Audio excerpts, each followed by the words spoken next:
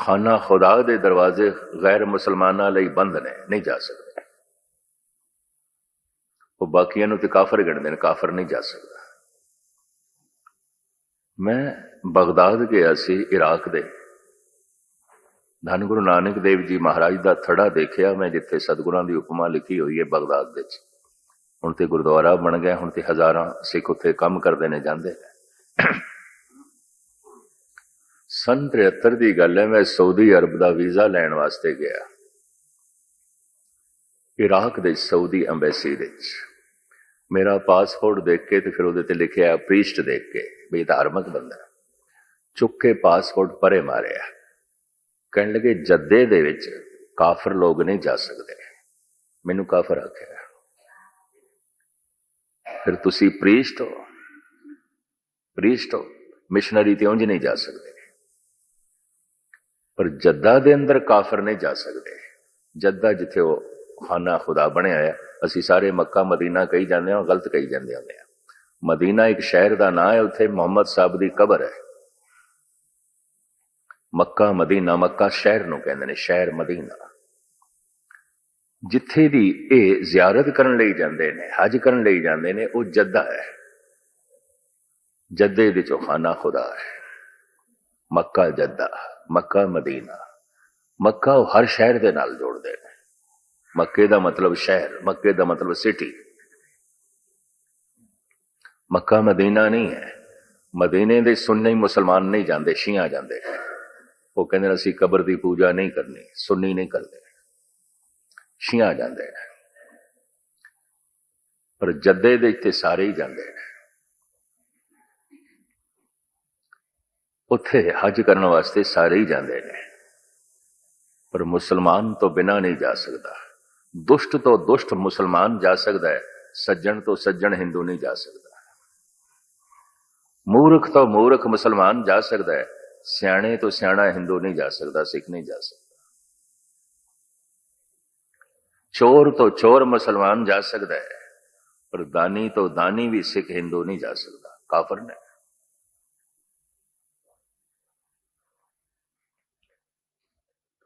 जब मेरा पासपोर्ट चुक के परे मारिया तो मैं सुते सिदके पुछ लिया, मैं काफर की परिभाषा की है।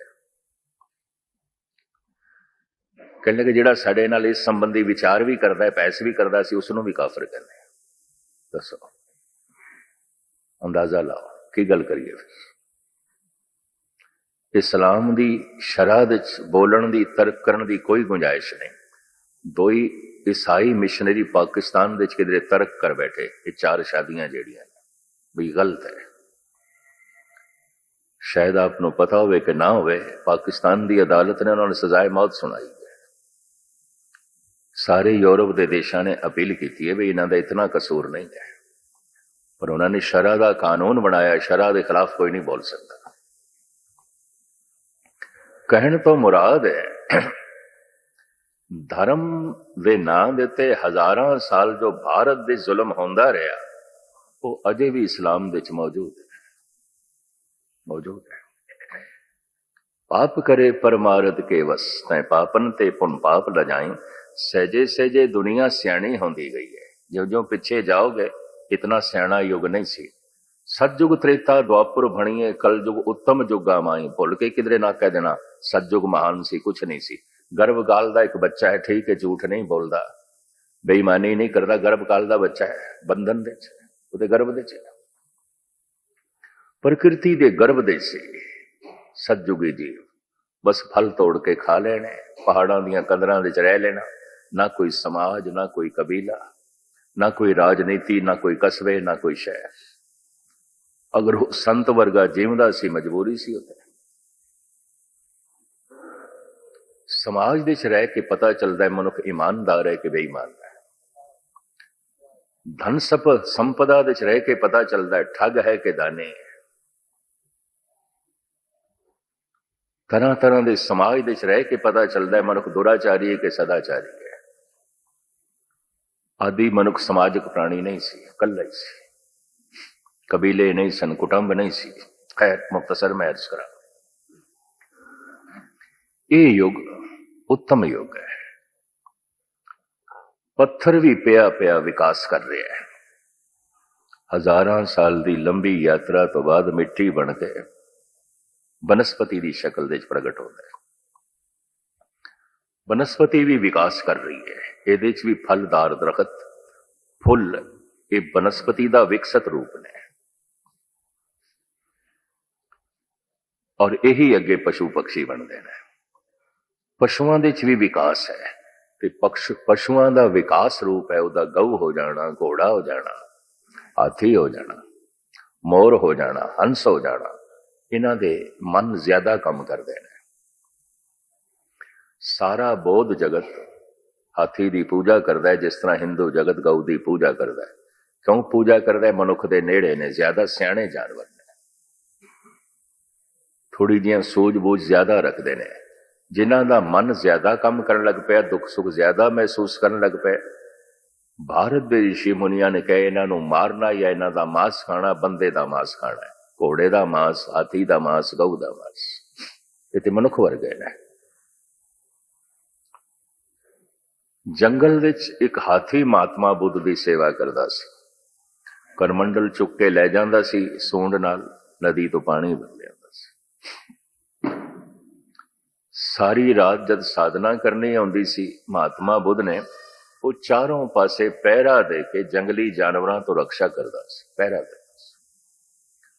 उच्चे उच्चे दरख्तां तो फल तोड़ के लियांदा सी सूंड दे नाल, ते महात्मा बुद्ध दे अगों रखदा सी। जिस दिन जंगल नू छोड़ के महात्मा बुद्ध प्रस्थान करने लगे, इस हाथी ने तड़प तड़प के अपने प्राण दे दिते। एक हाथी की कथा पुराणा च मौजूद है। एक हाथी की कथा धन गुरु तेग बहादुर साहब जी महाराज बार बार रिपीट करते हैं। जब ही शरण गही कृपा निध, गज गराते छूटा, महिमा नाम कहा लो बरनो, राम कहत बंधन ते टूटा। ये बंदे की कथा नहीं, गज की कथा है, हाथी की कथा है। इना मतलब हाथी कोल तन ते पशु दा है, और उहदे कोल बुद्ध मनुखा वर्गी हो गए, उस कोल सी। मैं ये ते नहीं कहता सारे हाथियां कोल मनुख वर्गी बुद्ध आउंदी है। सारे हाथी सियाणे आउंदे ने, सारे ते मनुख भी सियाणे नहीं आउंदे। पर ऐसा होंदा है, हाथियां दे चों भी कुछ ऐसे हाथी ने जो मनुख की तरह ने, गौवां दे चों भी कुछ ऐसिया गौवां ने जो मनुख की तरह ने, घोड़ियां दे चों भी कुछ ऐसे घोड़े ने जो मनुख की तरह ने, ते मनुखां दे च भी बहुते ऐसे ने जो पशुओं की तरह ने। करतूत पशु की मानस जात, लोक पचारा करे दिन। कुछ गौवां सुनिया होना थोड़े विचों कोई अली बेग दा इत्थे होवे। बाबा सुंदर सिंह जी की अर्थी सन 44 विच जब डेरे चो निकली, डेरे दियां 60 गौवां ने तड़प तड़प के अपने प्राण दे दिते उसे दिन।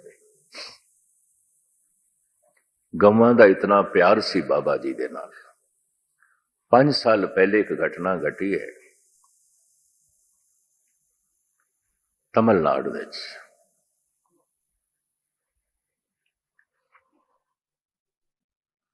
महर्षि रमन ये शाम नूं कथा करते होंदे सन खुले लान विच। साडे देश विच लोकी गौवां खुलियां भी छड़ देंदे ने। एक गऊ बाहर दरवाजे ते खड़े होके शाम के समय आ जाया करती सी, रोज आउंदी सी, कथा की समाप्ति ते चली जाती सी। ये 4-5 साल पहले की गल है। एक दिन अंदर आ गई, जिथे संगतां भगत लोग बैठते सन उत्थे आके खड़ी हो गई। सेवादार ने सोटी नाल उसनूं कढ़ना चाहया, बाहर कढ़े। महर्षि रमन ने रोकिया नहीं। ये साडी पक्का सरोता है, थोड़े विचों ते कई नागा पा देंदे, रोज नहीं आउंदे, रोज आउंदी है। थोड़े विचों कई मेरी गल नहीं समझते, समझदी है। थोड़े विचों कई आउंदे ने, उन्हां च कोई प्यार नहीं है, प्यार नाल आउंदी है। इन्हों क्यों कढ़दे हो? समझ सी महापुरखां नूं। महर्षि रमन जिस दिन चलाना कर गए, उन्हों की अर्थी डेरे चों निकली, उस गऊ नूं डेरे के दरवाजे के उत्ते उस गऊ ने तड़प तड़प के अपने प्राण दे दिते। ये हुण दी गल है। गऊ मनुख दे बहुत नेड़े है। गऊ सियाणा जानवर है। मैं फिर अर्ज करा, मैं ये नहीं कह रहा कि सारियां गऊआं सियाणियां होंदियां, सारे मनुख भी सियाणे नहीं होंदे। मनुखां दे चों भी कई ऐसे होंदे ने, असंख मूर्ख अंधकोर, असंख चोर आराम को। गऊआं दे चों भी कुछ गऊआं ऐसियां होंदियां ने सियाणे मनुखां जैसियां होंदियां। मनुखां दे चों भी बहुत सारे मनुख ऐसे होंदे ने बिल्कुल पशुओं की तरह होंदे। शक्ल सूरत मनुख दी बन गई है, समझ कख भी कोई नहीं। शरीर का विकास होया है, मन का नहीं होया। हजारां साल की लंबी यात्रा तो बाद पशु अगां वध के मनुख की शक्ल विच प्रगट होंदे हैं ते मनुखां दे चों भी विकास चलता रहिंदा है। मनुखां दे चों कई बहुत सियाणे, कई बहुत मूर्ख, कई ईमानदार, कई बेईमान, कई बिल्कुल कोमल, कई बिल्कुल पत्थर कठोर। मनुखां दियां भी श्रेणियां ने। जैसे फुल ते सारे ही ने, ते फुल्लां दा राजा फिर गुलाब नूं कहंदे ने। फल ते साडे देश दे च बड़े ने, पर फलां दा राजा अंब नूं कहंदे ने। सारी फल मनुखां दे चों भी कुछ मनुख अगां वध जांदे ने। जो भगत बन गया वह भी मनुख है, जो डकैत बन गया वह भी मनुख है, जो दानी है वह भी मनुख है, जो बेईमान है वह भी मनुख है, जो सदाचारी है वह भी मनुख है, जो दुराचारी है वह भी मनुख है। मनुखां विच भी विकास चल रहा है। लेकिन मनुख पूर्ण तौर पर अगर जाग जाए तो उन्होंने कहते हैं पूर्ण पुरख। पूर्ण पुरख मनुख शरीरक तल ते मानसिक तल ते अधूरा ही जमदा है। बच्चा मनुखी अधूरा जमदा है। देखो, पैर हैगे ने चल नहीं सकता, हथ हैगे ने कुछ कर नहीं सकता, जबान हैगी है बोल नहीं सकता, मुंह दे दंद भी कोई नहीं, अखां हैगियां ने सही नहीं वेख सकता, मां की गोद च है पर इनू कोई पता नहीं है मेरी मां है, अजे बुद्धि विकसित नहीं हुई, अधूरा जमे है। ये सहजे सहजे अडल्ट होवेगा, बालग होवेगा, एक दिन इसका शरीर मुकम्मल होवेगा, पूरा होवेगा। लेकिन प्रश्न पैदा होता है, प्रश्न पैदा होता है कि इहदा मन कदों पूरा होवेगा। अगर मन पूरा नहीं, ये पूर्ण पुरख नहीं है। तो मैं अर्ज करा, शक्ल सूरत भावें कैसी भी होवे, जैसे अष्टावक्र ओदा शरीर ते मुकम्मल हो ही नहीं सकता सी। शरीर 8 बल सन, लत्तां टेढ़ियां, बावां टेढ़ियां, गर्दन टेढ़ी, कमर टेढ़ी, लेकिन वह पूर्ण पुरख है, ओदा मन पूरा जाग गया। बहुत सारे सुंदर स्वरूप ने लेकिन अधूरे ने। कहो कबीर जैसे सुंदर स्वरूप, नाम बिना जैसे कुबज करूप। कुबड़े ने। अष्टावक्र कुबड़ा होंदा होया कुबड़े नहीं ने, क्योंकि उहदे कोल नाम है, अंदरों पूरा जागया होया है। तो जे पूरा जागया नहीं, भावें कितना ही सुंदर है, कबीर कहते हैं कुबड़ा है, कुछ भी नहीं है, कुछ भी नहीं है, करूप है। बाबा फरीद ते कहते फरीदा तिन्ना मुख डरावणे, जिना विसारे हो ना। पता नहीं ये की कर देना, ये बड़े डरावने हैं। सिख साधी क्या करते सन, एक मैं रब तो डरदा, भै खाना उस तो, क्योंकि बहुत बड़ा समर्थ है, ते एक मैं उन्हां तो डरदा जिहड़े रब तो नहीं डरदे। पता नहीं की करदे, पता नहीं की करदे। एक मैं अदब ते शरधा करके परमात्मा तो डरदा, फिर मैं उन्हां तो डरदा जिहड़े परमात्मा तो नहीं डरदे, क्योंकि बड़े खतरनाक ने। ਮਨੁੱਖਾਂ ਦੇ ਵਿੱਚ ਵੀ ਵਿਕਾਸ ਚੱਲ ਰਿਹਾ ਹੈ। ਵਿਕਾਸ ਸਮਝਦਾ, ਮਨੁੱਖ ਨੂੰ ਪਦਾਰਥਾਂ ਦੀ ਸਮਝ ਆ ਗਈ, ਪਰਿਵਾਰ ਦੀ ਸਮਝ ਆ ਗਈ, ਧਨ ਸੰਪਦਾ ਦੀ ਸਮਝ ਆ ਗਈ। ਮਨੁੱਖ ਨੂੰ ਧਰਮ ਦੀ, ਪਰਮਾਤਮਾ ਦੀ ਸਮਝ ਨਹੀਂ ਆਈ।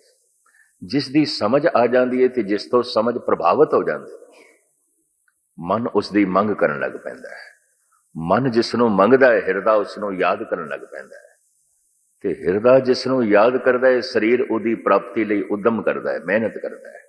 ਧਿਆਨ ਨਾਲ ਸੁਣਨਾ।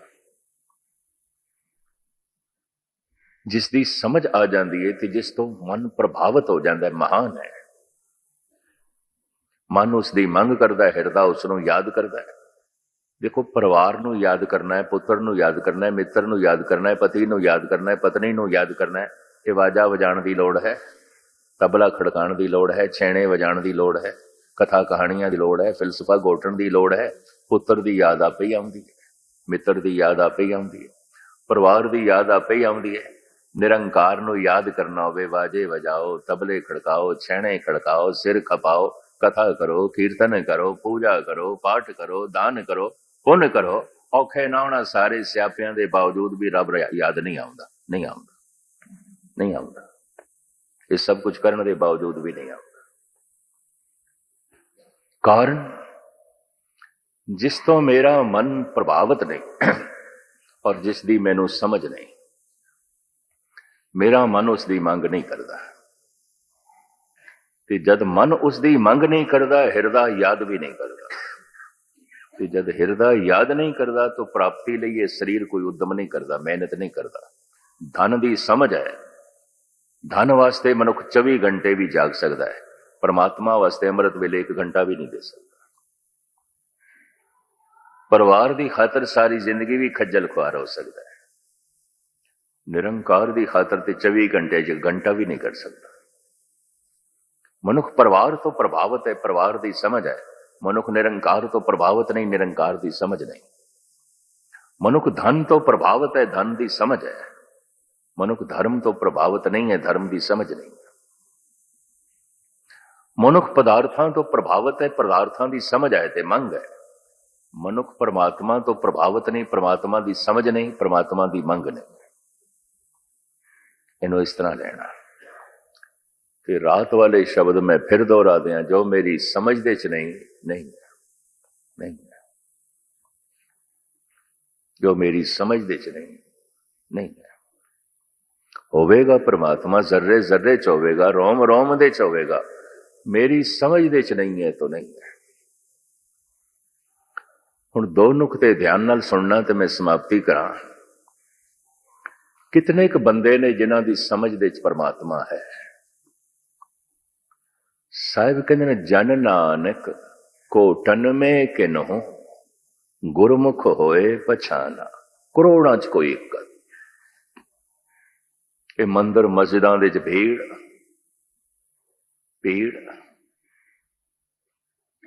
ਗੁਸਤਾਖੀ ਮਾਫ। ਮੰਦਰ ਮਸਜਿਦਾਂ ਵਿੱਚ, ਗੁਰਦੁਆਰਿਆਂ ਚ ਲੋਕੀ ਜਾ ਰਹੇ ਨੇ, ਇਹ ਆਪਣੀਆਂ ਮਨੋ ਕਾਮਨਾਵਾਂ ਲਈ ਜਾਂਦੇ ਨੇ, ਪਰਮਾਤਮਾ ਲਈ ਨਹੀਂ। ਇਸ ਚੱਕਰ ਚ ਨਾ ਪੈਣਾ। ਚਲੋ, ਇਹਦੇ ਤੇ ਇੱਕ ਛੋਟੀ ਜਿਹੀ ਗਾਥਾ ਸੁਣਾ ਕੇ ਇਸ ਵਕਤ ਮੈਂ ਸਮਾਪਤੀ ਕਰਾਂ, ਬਾਕੀ ਖੁਲਾਸਾ ਰਾਤ ਨੂੰ। ਸੰਧਿਆ ਦਾ ਸ਼ਮਾ ਸੀ। ਸਤੇ ਸੰਧਿਆ ਨੂੰ ਇਸਲਾਮ ਦੇ ਵਿੱਚ ਇਸ਼ਾ ਕਹਿੰਦੇ ਨੇ। ਸੂਰਜ ਗਰੂਬ ਹੋ ਜਾਏ, ਲਾਲੀ ਛਾ ਜਾਂਦੀ ਹੈ, ਉਹਨੂੰ ਇਸ਼ਾ ਕਹਿੰਦੇ ਨੇ। ਉਸ ਵਕਤ ਜਿਹੜੀ ਨਮਾਜ਼ ਪੜ੍ਹਦੇ ਨੇ ਉਹਨੂੰ ਇਸ਼ਾ ਦੀ ਨਮਾਜ਼ ਕਹਿੰਦੇ ਨੇ। ਸਵੇਰੇ ਸੂਰਜ ਨਿਕਲਣ ਤੋਂ ਪਹਿਲੇ ਜਿਹੜੀ ਨਮਾਜ਼ ਪੜ੍ਹਦੇ ਨੇ ਉਹਨੂੰ ਫਜਰ ਦੀ ਨਮਾਜ਼ ਕਹਿੰਦੇ ਨੇ। ਫਿਰ ਦੁਪਹਿਰ ਤੋਂ ਪਹਿਲੇ ਜਿਹੜੀ ਪੜ੍ਹਦੇ ਨੇ ਉਹਨੂੰ ਜ਼ੋਹਰ ਦੀ ਨਮਾਜ਼ ਕਹਿੰਦੇ ਨੇ। ਦੁਪਹਿਰ ਤੋਂ ਬਾਅਦ ਵੀ ਪੜ੍ਹਦੇ ਨੇ ਉਹਨੂੰ ਅਸਰ ਦੀ ਨਮਾਜ਼ ਕਹਿੰਦੇ ਨੇ। ਸ਼ਾਮ ਦੀ ਜਿਹੜੀ ਇਹ ਨਮਾਜ਼ ਹੈ, ਸੂਰਜ ਜਦ ਗਰੂਬ ਹੋ ਜਾਂਦਾ ਹੈ, ਉਹਨੂੰ ਇਸ਼ਾ ਦੀ ਨਮਾਜ਼ ਕਹਿੰਦੇ ਨੇ। ਇਸ਼ਾ। ਪਰ ਗਜ਼ਬ ਦੀ ਗੱਲ ਹੈ, ਇਹਨਾਂ ਦੀਆਂ ਨਮਾਜ਼ਾਂ 5 ਨੇ। ਅਸਰ ਤੋਂ ਬਾਅਦ ਵੀ ਪੜ੍ਹਦੇ ਨੇ, ਉਹਨੂੰ ਮਗਰਬ ਦੀ ਨਮਾਜ਼ ਕਹਿੰਦੇ ਨੇ। ਇਸ਼ਾ ਦੀ ਨਮਾਜ਼ ਦਾ ਵਕਤ ਸੀ। ਸੁਲਤਾਨਪੁਰ ਦਾ ਨਵਾਬ ਘੋੜੇ ਤੇ ਅਸਵਾਰ ਆ ਰਿਹਾ। ਰਸਤੇ 'ਚ ਕੀ ਦੇਖਦਾ ਹੈ? ਵਹੀ ਨਦੀ ਦੇ ਕੰਢੇ ਸਤਿਗੁਰ ਬੈਠੇ ਨੇ। ਘੋੜੇ ਤੋਂ ਉਤਰਿਆ, ਤੇ ਕਹਿਣ ਲੱਗਾ ਨਾਨਕ ਜੀ ਤੁਸੀਂ ਕਹਿੰਦੇ ਹੋ ਅੱਲਾ ਤੇ ਰਾਮ ਇੱਕੋ ਹੀ ਹੈ, ਅੱਲਾ ਤੇ ਰਾਮ ਇੱਕੋ ਹੀ ਹੈ। ਤੇ ਸਤਿਗੁਰੂ ਕਹਿਣ ਲੱਗੇ ਨਵਾਬ ਸਾਹਿਬ ਇਹਦੇ ਚ ਗਲਤ ਕੀ ਹੈ? ਅੱਲਾ ਤੇ ਰਾਮ ਇੱਕੋ ਹੀ ਹੈ। ਕੋਈ ਸੂਰਜ ਨੂੰ ਸੂਰਜ ਕਹਿੰਦਾ, ਕੋਈ ਰਵੀ ਕਹਿੰਦਾ, ਕੋਈ ਆਫਤਾਬ ਕਹਿੰਦਾ, ਕੋਈ ਖੁਰਸ਼ੀਦ ਕਹਿੰਦਾ।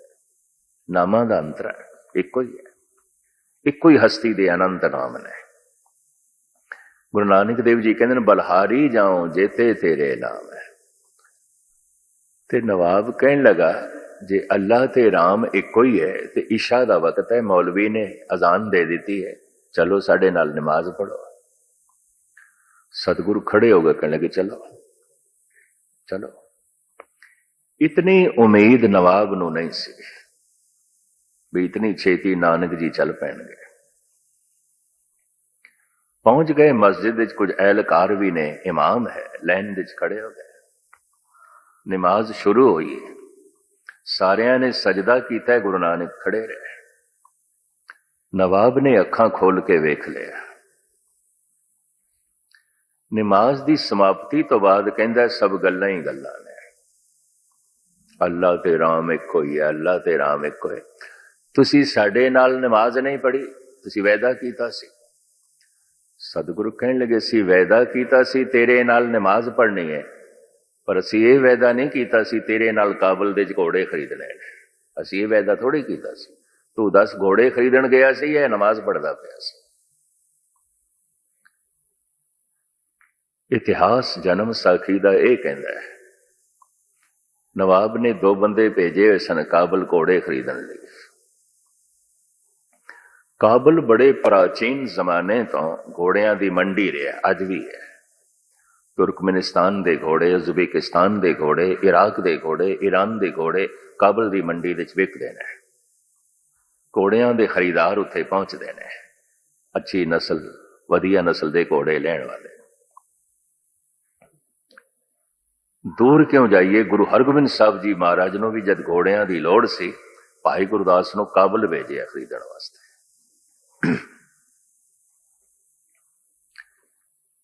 ਨਵਾਬ ਨੇ 2 ਬੰਦੇ ਭੇਜੇ ਹੋਏ ਸਨ ਤੇ ਮਨ ਇਸ ਦਾ ਕਾਬਲ ਦੇ ਸੀ ਵੀ ਘੋੜੇ ਲਿਆ ਰਹੇ ਹੋਣਗੇ। ਸਤਿਗੁਰੂ ਕਹਿਣ ਲੱਗੇ ਅਸੀਂ ਵਾਅਦਾ ਕੀਤਾ ਸੀ ਤੇਰੇ ਨਾਲ ਨਮਾਜ਼ ਪੜ੍ਹਨੀ ਹੈ, ਤੇਰੇ ਨਾਲ ਘੋੜੇ ਨਹੀਂ ਖਰੀਦਣੇ। ਦੱਸ ਤੂੰ ਘੋੜੇ ਖਰੀਦ ਰਿਹਾ ਸੀ ਕਿ ਨਹੀਂ? ਸ਼ਰਮਸਾਰ ਹੋਇਆ। ਯਕੀਨ ਜਾਣੋ ਹਰ ਬੰਦੇ ਆਪਣੇ ਆਪਣੇ ਘੋੜੇ ਖਰੀਦਦੇ ਨੇ, ਕੋਈ ਮੰਦਰਾਂ ਦੇ ਵਿੱਚ, ਕੋਈ ਗੁਰਦੁਆਰਿਆਂ ਦੇ ਵਿੱਚ, ਕੋਈ ਮਸਜਿਦਾਂ ਵਿੱਚ। ਕੋਈ ਨਮਾਜ਼ ਪੜ੍ਹਦਿਆਂ ਘੋੜੇ ਖਰੀਦਦੇ ਨੇ, ਕੋਈ ਕਥਾ ਕੀਰਤਨ ਸੁਣਦਿਆਂ ਘੋੜੇ ਖਰੀਦਦੇ ਨੇ, ਪਾਠ ਕਰਦਿਆਂ ਘੋੜੇ ਪਏ ਖਰੀਦਦੇ ਹੁੰਦੇ ਨੇ, ਕੋਈ ਮੰਦਰਾਂ ਦੇ ਵਿੱਚ ਪੂਜਾ ਪਾਠ ਕਰਦਿਆਂ ਘੋੜੇ ਖਰੀਦਦੇ ਨੇ। ਕੌਣ ਪੂਜਾ ਕਰਦਾ ਹੈ, ਕੌਣ ਰੱਬ ਦਾ ਨਾਂ ਜਪਦਾ ਹੈ? ਸਭ ਆਪਣੇ ਆਪਣੇ ਘੋੜੇ ਖਰੀਦਦੇ ਨੇ। ਤੇ ਸਾਰੇ ਮੰਦਰ ਮਸਜਿਦ ਗੁਰਦੁਆਰੇ 'ਚ ਜਾਂਦੇ ਨੇ ਆਪਣੇ ਆਪਣੇ ਘੋੜਿਆਂ ਲਈ। ਗੁਰੂ ਲਈ ਕੌਣ ਜਾਂਦਾ ਹੈ? ਪਰਮਾਤਮਾ ਲਈ ਕੌਣ ਜਾਂਦਾ ਹੈ? ਸਭ ਦੀਆਂ ਆਪਣੀਆਂ ਆਪਣੀਆਂ ਮਨੋਕਾਮਨਾਵਾਂ ਹੁੰਦੀਆਂ ਨੇ, ਉਹਨਾਂ ਲਈ ਜਾਂਦੇ। ਉਹ ਕਾਮਨਾਵਾਂ ਖਿੱਚ ਕੇ ਲੈਂਦੀਆਂ ਨੇ, ਗੁਰੂ ਖਿੱਚ ਕੇ ਨਹੀਂ ਲਿਆਂਦਾ। ਕਾਰਨ ਪਦਾਰਥਾਂ ਦਾ ਪ੍ਰਭਾਵ ਹੈ ਤੇ ਪਦਾਰਥਾਂ ਦੀ ਕਾਮਨਾ ਹੈ, ਪਰਮਾਤਮਾ ਦਾ ਕੋਈ ਪ੍ਰਭਾਵ ਨਹੀਂ। ਮਨੁੱਖ ਜੀ ਰਿਹਾ ਹੈ ਪਦਾਰਥਾਂ ਦੇ ਪ੍ਰਭਾਵ ਹੇਠ, ਮਨੁੱਖ ਜੀ ਰਿਹਾ ਹੈ ਪਰਿਵਾਰ ਦੇ ਪ੍ਰਭਾਵ ਹੇਠ, ਮਨੁੱਖ ਜੀ ਰਿਹਾ ਹੈ ਸੰਸਾਰ ਦੇ ਪ੍ਰਭਾਵ ਹੇਠ। ਮਨੁੱਖ ਨਹੀਂ ਜੀ ਰਿਹਾ ਨਿਰੰਕਾਰ ਦੇ ਪ੍ਰਭਾਵ ਹੇਠ। ਕਿਉਂ? ਪਦਾਰਥ ਦੀ ਸਮਝ ਹੈ, ਪਰਮਾਤਮਾ ਦੀ ਸਮਝ ਨਹੀਂ। ਪਰਿਵਾਰ ਦੀ ਸਮਝ ਹੈ, ਨਿਰੰਕਾਰ ਦੀ ਸਮਝ ਨਹੀਂ। ਸੰਸਾਰ ਦੀ ਸਮਝ ਹੈ, ਬਹੁਤ ਸਾਰੇ ਹਿੱਸੇ ਦੀ ਸਮਝ ਹੈ, ਨਿਰੰਕਾਰ ਦੀ ਸਮਝ ਨਹੀਂ। ਹੁਣ ਮੈਂ ਫਿਰ ਦੁਹਰਾਉਂਦਾ, ਜੋ ਮੇਰੀ ਸਮਝ ਦੇ ਚ ਨਹੀਂ ਹੈ। ਹੋਵੇਗਾ ਪਰਮਾਤਮਾ ਹੋਵੇ ਪਿਆ, ਮੇਰੀ ਸਮਝ ਦੇ ਚ ਨਹੀਂ ਹੈ ਤਾਂ ਨਹੀਂ ਹੈ। ਜੋ ਮੇਰੀ ਸਮਝ ਦੇ ਚ ਨਹੀਂ ਹੈ, ਤੇ ਜੋ ਮੇਰੀ ਸਮਝ ਦੇ ਚ ਨਹੀਂ, ਉਹ ਮੇਰੀ ਮੰਗ ਕਿਸ ਤਰ੍ਹਾਂ ਬਣ ਸਕਦਾ ਹੈ? ਜਿਸ ਤੋਂ ਮੈਂ ਪ੍ਰਭਾਵਿਤ ਨਹੀਂ, ਉਹ ਮੇਰੀ ਮੰਗ ਕਿਸ ਤਰ੍ਹਾਂ ਹੋ ਸਕਦਾ ਹੈ? ਤੇ ਜੋ ਮੇਰੀ ਮੰਗ ਨਹੀਂ ਹੈ, ਮੇਰਾ ਹਿਰਦਾ ਉਸ ਨੂੰ ਯਾਦ ਕਿਸ ਤਰ੍ਹਾਂ ਕਰ ਸਕਦਾ ਹੈ? ਤੇ ਜਿਸ ਨੂੰ ਮੇਰਾ ਹਿਰਦਾ ਯਾਦ ਨਹੀਂ ਕਰ ਰਿਹਾ, ਇਹ ਸਰੀਰ ਉਹਦੀ ਪ੍ਰਾਪਤੀ ਲਈ ਉਦਮ ਕਿਸ ਤਰ੍ਹਾਂ ਕਰ ਸਕਦਾ? ਕਿਵੇਂ ਕਰੇਗਾ? 24 ਘੰਟੇ ਵੀ ਮਨੁੱਖ ਖੱਜਲ ਖੁਆਰ ਹੋ ਸਕਦੇ ਨੇ ਧਨ ਦੇ ਲਈ। ਮਜਾਲੇ 24 ਘੰਟੇ 'ਚ 1 ਘੰਟਾ ਵੀ ਦੇ ਦੇਣ ਗੁਰੂ ਲਈ, ਪ੍ਰਭੂ ਲਈ। ਮੈਂ ਇੱਕ ਦਫਾ ਫਿਰ ਦੁਹਰਾ ਦਿਆਂ, ਮਨੁੱਖ ਜੀ ਰਿਹਾ ਹੈ ਪਦਾਰਥਾਂ ਤੋਂ ਪ੍ਰਭਾਵਿਤ ਹੋ ਕੇ, ਪ੍ਰਮਾਤਮਾ ਤੋਂ ਪ੍ਰਭਾਵਿਤ ਹੋ ਕੇ ਨਹੀਂ। ਮਨੁੱਖ ਜੀ ਰਿਹਾ ਹੈ ਪਰਿਵਾਰ ਦੇ ਪ੍ਰਭਾਵ ਹੇਠ। ਇਹ ਪਰਿਵਾਰ ਦੇ ਖਾਤਰ ਸਭ ਕੁਝ ਕਰ ਸਕਦਾ ਹੈ। ਇਹ ਪੁੱਤਰ ਦੀ ਗਲਤ ਗੱਲ ਵੀ ਮੰਨ ਸਕਦਾ ਹੈ, ਗੁਰੂ ਦੀ ਸਹੀ ਵੀ ਨਹੀਂ ਮੰਨੇਗਾ। ਇਹ ਮਿੱਤਰ ਦੇ ਕਹਿਣੇ ਤੇ ਸ਼ਰਾਬ ਵੀ ਪੀ ਸਕਦਾ ਹੈ, ਇਹ ਗੁਰੂ ਦੇ ਕਹਿਣੇ ਤੇ ਅੰਮ੍ਰਿਤ ਨਹੀਂ ਛਕ ਸਕਦਾ। नहीं छक सकता,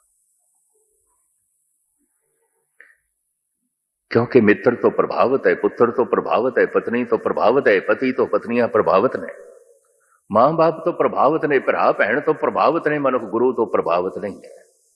मनुख भरा की गल भी मन सकता है, पत्नी की मन सकता है, पति की मन सकता है, मां बाप की मन सकता है, पुत्रां की मन सकता है, गुरु की नहीं मन सकता। औखी खेड है, कठिन है, जो मेरी समझ दे च नहीं है, नहीं है।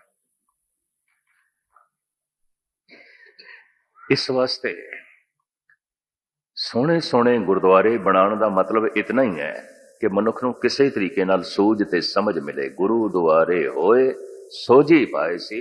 मैं अक्सर कहना हुंदा इट्टां दी ढेरी दा ना गुरुद्वारा नहीं है। बड़े सोहने सोहने गुरुद्वारे बन गए ने बंगाल दे च, बिहार दे च, राजस्थान दे 8-8 मंजिलियां गुरुद्वारियां दीयां बिल्डिंगां। अमृत वेले चले जाओ 8 बंदे भी कोई नहीं, कुछ भी कोई नहीं। इट्टां दी ढेरी नूं गुरुद्वारा नहीं कहंदे। गुरु ग्रंथ साहिब का प्रकाश लोग अपनी कोठी च भी कर लेंगे, घर दे च भी कर लेंगे, लोग गुरुद्वारा नहीं कहते, कहते ने फलाने की कोठी है, उन्होंने घर दे प्रकाश किया होया। गुरुद्वारा तो वह है जिथे संगत है, पंगत है, जिथे संगत दे सूझ बूझ मिले ते जिथे पंगत दे सेवा चले। गुरु दुआरे होए सोझी पाए। सूझ बूझ ही ना दी जाए तो काहदा गुरुद्वारा है। मैं फिर अर्ज करा, इट्टां दी ढेरी नूं गुरुद्वारा नहीं कहते, मार्बल की ढेरी नो, संगमरमर की ढेरी नो गुरुद्वारा नहीं कहते, बड़े बड़े गुंबदां नूं गुरुद्वारा नहीं कहते, जिथे संगत है पंगत है उन्होंने गुरुद्वारा कहते। गुरु दुआरे होए सोझी पाए। सूझ नहीं, समझ नहीं तो मेरी दुनिया च परमात्मा नहीं है। मनुख जिस ढंग नाल जी रहा है परमात्मा के प्रभाव हेठ नहीं। एक दफा रात वाले बोल मैं फिर दोहरा के समाप्ति करा। नानके दादके सौरे पशुओं के भी हैं, पशुओं के भी, भैन भरा उन्हों के भी हैं, चाचे ताए मामे मासियां उन्हों दियां भी है, नानी सस दादी उन्हों की भी हैगी, पर समझ कोई नहीं। परिवार दे होंदियां होया पशु परिवार तो बिना जीवदा है, क्यों? समझ नहीं है। और उसकी जिंदगी दसदी पई है, समझ नहीं है। उसका व्यवहार दसदा पिया, समझ नहीं है। निरंकार दे होंदियां होया मनुख निरंकार तो बिना जीवदा है, क्यों? समझ नहीं है। मनुख की जिंदगी दसदी पई है कि निरंकार तो बिना जी रहा, निरंकार दे होंदियां होया, ईश्वर दे होंदियां होया ईश्वर तो बिना जी रहा है, क्यों? समझ नहीं है। समझ नहीं है तो नहीं है। ये समझ वधे, ये सूझबूझ वधे, इसलिए ये सत्संग है। तो बाकी विचारां शाम के समय मैं थोड़े सामने रखने की कोशिश करांगा और सतगुरु रहमत करन सुनदियां सुनदियां साडा हिरदा प्रेरित हो जाए, किधरे गुरु तो प्रभु तो असी प्रभावित हो जाइए, परमात्मा साडे हिरदे की मंग बन जाए, परमात्मा साडे हिरदे की याद बन जाए। इतनियां विचारां प्रवान करनियां। भुल चुक दी क्षमा। सारियां दा हार्दिक तौर पर धन्यवाद।